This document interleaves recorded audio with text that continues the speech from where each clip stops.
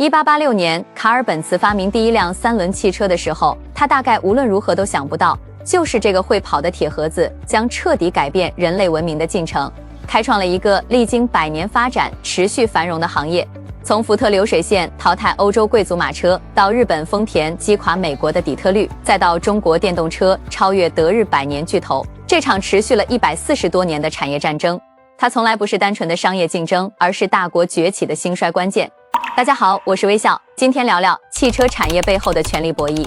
我用一个视频让你了解汽车工业的过去与现在，以及这背后的财富密码。当你驾驶着特斯拉，体验着所谓未来科技的时刻，我想告诉大家一个细思极恐的真相：你正在驾驶的新能源电车，它并非什么科技新锐，它是一辆迟到了100多年的老古董。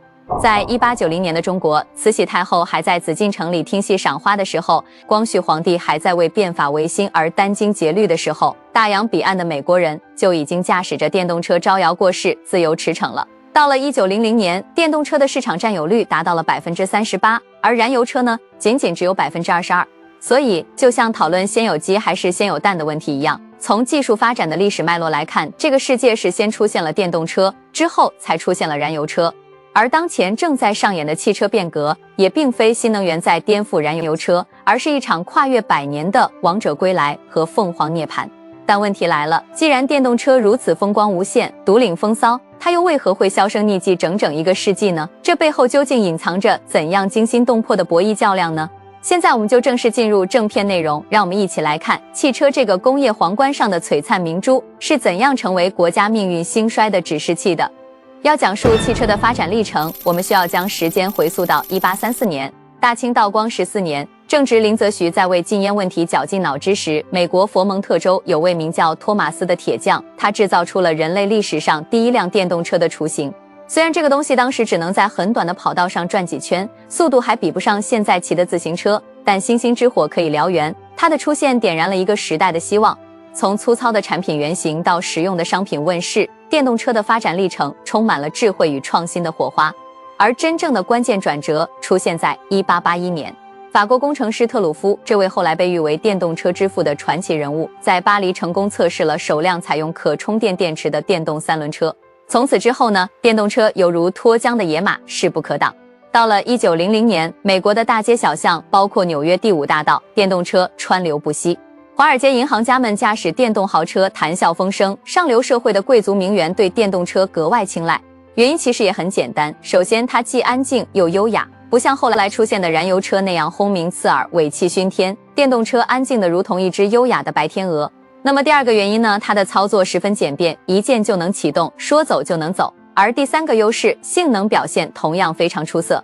在1899年时，比利时赛车手卡米尔·让纳奇驾驶着他的电动车永不满足号 La Jamais Content， 创造了人类历史上首个突破100公里时速的记录，达到了每小时105.88公里。而当时的燃油汽车还在为能否达到每小时50公里时速而苦苦挣扎。更让人惊叹的是，当时的充电设施已经非常完备了。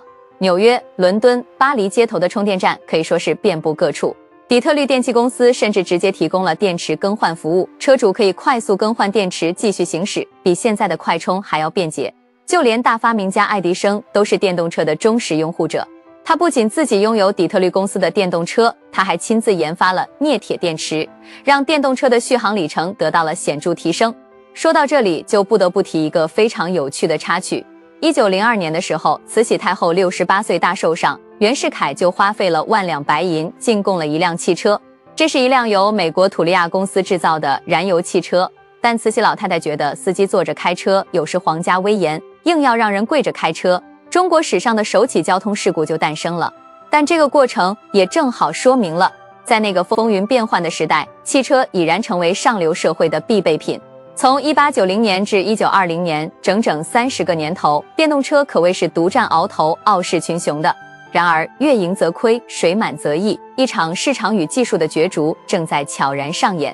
那么1908年福特 T 型车的横空出世，又是一场资本碾压和技术围堵的模式革命，它彻底改变了电动车和燃油车的命运轨迹。福特 T 型车的核心动力系统采用的是传统的内燃机技术，简单来说，它属于燃油动力车型。那么为什么它的出现会直接导致电动车时代的终结呢？首先就是成本控制大师，价格优势明显。在1908年的时候，福特正式推出了 T 型车，通过整个流水线实现规模化生产，使得汽车价格从850美元一路下降到了1925年的260美元。而在同一时期，电动车的销售价格仍然维持在2100美元左右。福特利用规模效应，将汽车从奢侈品转变为快消品，而手工组装的电池工厂由于成本过高，就注定要退出历史舞台。第二个挑战来自能源霸权、石油资本的清退和基础设施的更替。德克萨斯发现了巨型油田，油价随即大幅下跌，政府开始大规模建设公路网络，加油站如同雨后春笋般迅速涌现，而充电站呢，渐渐被遗忘在历史角落中。而与此同时，一战的爆发更是让这个情况雪上加霜。战争过程中更需要的是能够快速补给且能够长途奔袭的燃油车，而非需要长时间充电的电动车。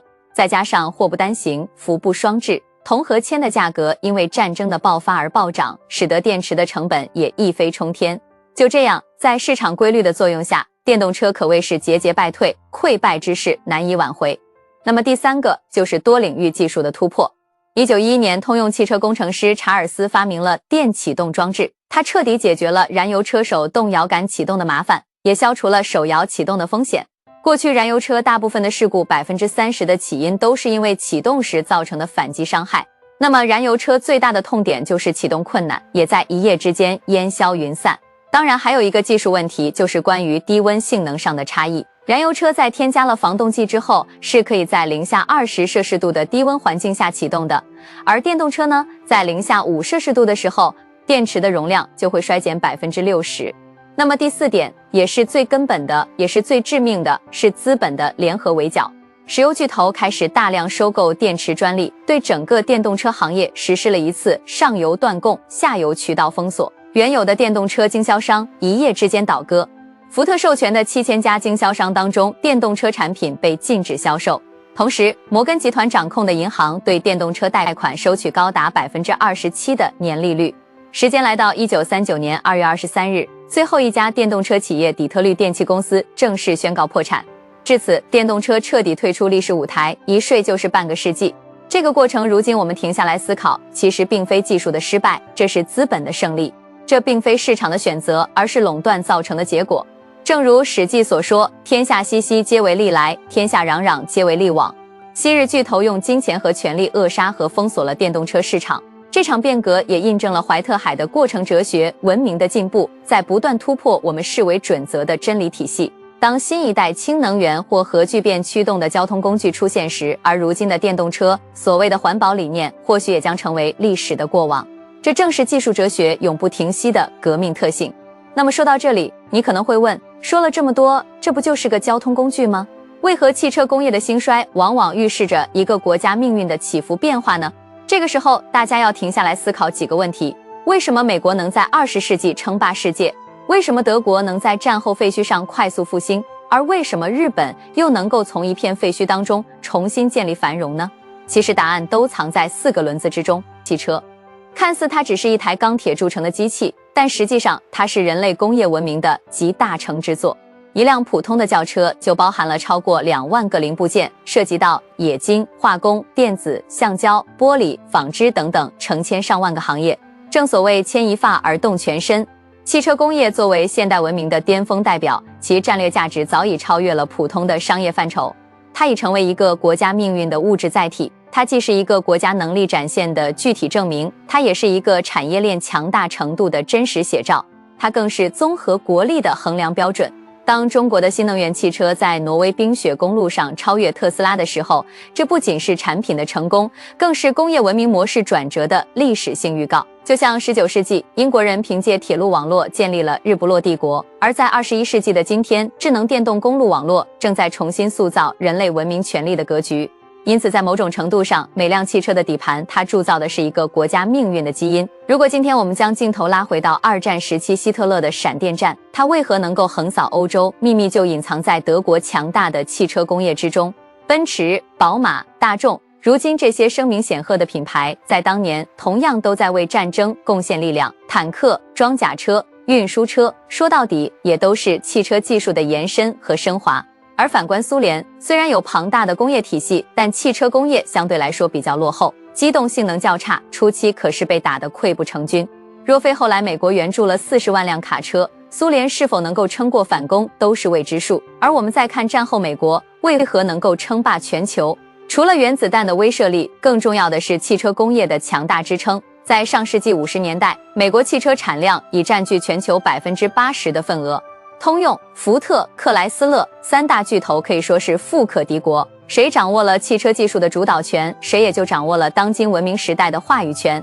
这正是我们1949年时领袖访问苏联期间，目睹斯大林汽车生产线之后，会发出如此感慨的原因。我们必须拥有自己的汽车工厂，因为他深刻明白，缺乏汽车工业的国家永远只能停留在农业国阶段，没有自主品牌的民族也永远只能受制于人。汽车从来都不只是一辆交通工具，它始终代表着一个国家能否在世界舞台上昂首挺胸的试金石。如果要谈论人类工业史上最鼓舞人心的汽车工业逆袭传奇，中国汽车工业的崛起绝对称得上是数一数二的。1949年时，中华人民共和国成立，当时我们国家可以说是一穷二白，不要说汽车了，就连像样的螺丝钉可能都造不出来。全国汽车总数不到5万辆，而且全都是万国牌的。什么是万国牌呢？美国的、英国的、日本的，唯独没有我们自己的。就是在这样巧妇难为无米之炊的条件下，中国人也开启了属于自己的造车梦想。1953年，在长春第一汽车制造厂正式奠基开工。零下30多度的极寒天气，土地冻得如同铁板一般坚硬，只能用蒸汽先融化冻土，再继续深挖。当时没有现成的图纸，苏联专家画出一张，我们就学习一张，没有设备，只能手搓。就这样，3年后，1956年的7月13号，当第一辆解放牌卡车缓缓驶出工厂大门的时候，在场的工人无不热泪盈眶。这不是矫情，而是真的来之不易。很多参与设计的工人以前连汽车都没见过，这是我们万里长征的第一步。改革开放之后，我们选择了市场换技术的路线，大众来了，通用来了，丰田也来了，我们给他们市场，他们给我们技术。听起来很美好，但现实却十分残酷。核心技术一项都不提供，发动机需要进口，变速箱也要进口，就连车标都要支付专利费用。这样的状况持续了整整20年。桑塔纳、捷达、富康老三样完全统治了中国汽车市场20年。然而穷则思变，变则通达。痛定思痛之后，中国人也开启了真正的自主创新和研发之路。直到1999年，奇瑞横空出世，没钱就卖房子去筹，没人就到处挖墙角，没技术就买国外的生产线自己来改造。当第一台国产发动机走下流水线的时候，虽然比国外依然还是有些差距，但这确实是由中国人自主制造的。进入2000年后，民营企业家纷纷加入竞争。李书福成功收购沃尔沃，王传福创立了比亚迪，魏建军建立了长城汽车。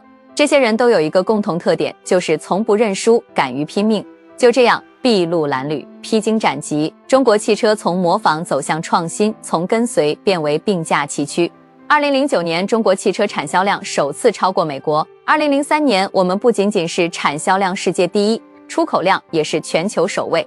70年的时间，从一无所有到傲视群雄，从亦步亦趋到独领风骚，这难道配不上传奇2字吗？但真正的好戏还在后头。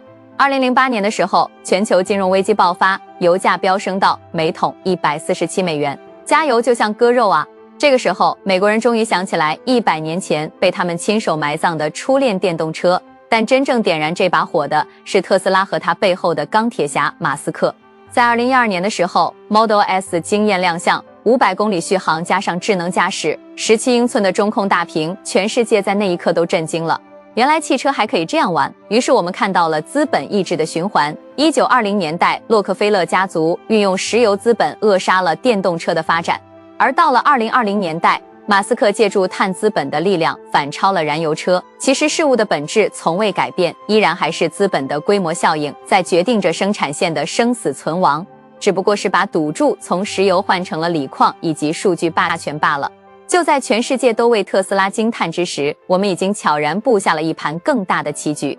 2009年，10成千辆的计划正式启动。当时很多人难以理解，燃油车不是挺不错的吗？为何一定要发展电动车？原因其实很明了，但又意味深长。首先是能源方面的考量，中国属于石油资源匮乏的国家， 70%石油需要依赖进口，这犹如悬在头顶的达摩克利斯之剑。然而，中国锂矿资源丰富，全球锂矿储量排名第3，拥有最丰富的稀土资源，发展电动汽车产业，我们具备天然的优势条件。那么第二个优势呢，就是实现换道超车。在传统燃油车领域，我们已经落后了上百年时间，但电动车是全新的赛道，大家都在同一起跑线上竞争。既然正片无法追赶，那就在彩蛋里面另辟蹊径。第3，这其中自然也涵盖了产业的升级。因为电动车不仅是交通工具，它更是移动的智能终端，它带动了芯片、软件、人工智能等高科技产业的发展，它推动了中国从制造大国向制造强国转型发展的重要支撑。在这场100年未有之大变局中，我们展现出惊人的战略定力和强大的执行能力。于是史上最大规模的产业扶持政策来了，补贴、免税，甚至送牌照，国家也是真金白银地投入，在为电动车发展摇旗呐喊。民营企业自然也不可能落后，刀片电池也横空出世，彻底解决了安全问题。在电池领域，宁德时代也成为了全球电池的霸主，市场占有率高达 35%。到了2024年7月，历史性的一刻出现了，中国新能源电车的销量占比高达 50%。这意味着在中国市场上，每卖出2辆车，就有1辆是新能源车。100多年后，电动车终于强势回归。而这次领跑的不再是曾经的美国，而是我们。纵观历史，每一次动力革命都会重新塑造世界格局。蒸汽机造就了日不落帝国，内燃机成就了美利坚霸权。那么电动车的时代又在成就谁呢？答案已经显而易见。所以这一次历史的选择不是偶然，是必然。我们在发展电动车这件事情上，首先第一个是天时，全球气候变暖，碳中和已经成为人类共同的共识。谁能够率先完成绿色转型，谁就有可能占据道德的制高点。接下来是地利优势，中国具备全球最完善的产业链体系，拥有丰富的锂矿储备和巨大的市场容量，这是其他任何国家都难以复制的产业竞争力。那么人和方面呢？从政府层面到企业界，从科研领域到市场端，全国上下团结一致，共同努力。这种集中力量办大事的体制优势，在关键时刻总能创造出不朽的奇迹。那么更深层次的原因是中国人骨子里不服输的精神。100多年前，我们错过了内燃机的革命，付出了落后挨打的惨痛代价。这一次，我们绝对不会再错过。当特斯拉还在为产能发愁的时候，比亚迪已经在全球建厂；当大众还在犹豫，在讨论是否要电动化的时候，中国的车企已经全面投入了。当传统巨头还在犹豫观望的时候，我们已经在抢占下一代固态电池的市场了。这就是中国速度，也是中国决心，更是中国人的智慧。100多年沧海桑田，世事轮回至此，可以说一句轻舟已过万重山。当被石油巨头联手打压的电动车重新崛起的时候，当曾经一穷二白的我们，如今站在时代前沿的时候，我们见证了文明交替的曙光。正如周易所说，穷则思变，变则通达，通则长久。在这场决定人类未来的世纪较量中，我们不再是旁观者，而极有可能成为主角。我们不再仅仅是追赶一个时代，而是在开创一个时代。我们也不是在模仿某一种模式，而是在创造一种模式。我们更不是在适应某一套游戏规则，而是在制定一套全新的游戏规则。我们似乎看到了黑格尔主奴辩证法的再现。新能源汽车赛道当中，中国凭借动力电池技术摆脱了技术依赖的束缚，撼动了西方100年汽车工业的传统格局。正如2100多年前《淮南子》中所记载的轮转不息，水流不断，柔机成钢，弱机成强。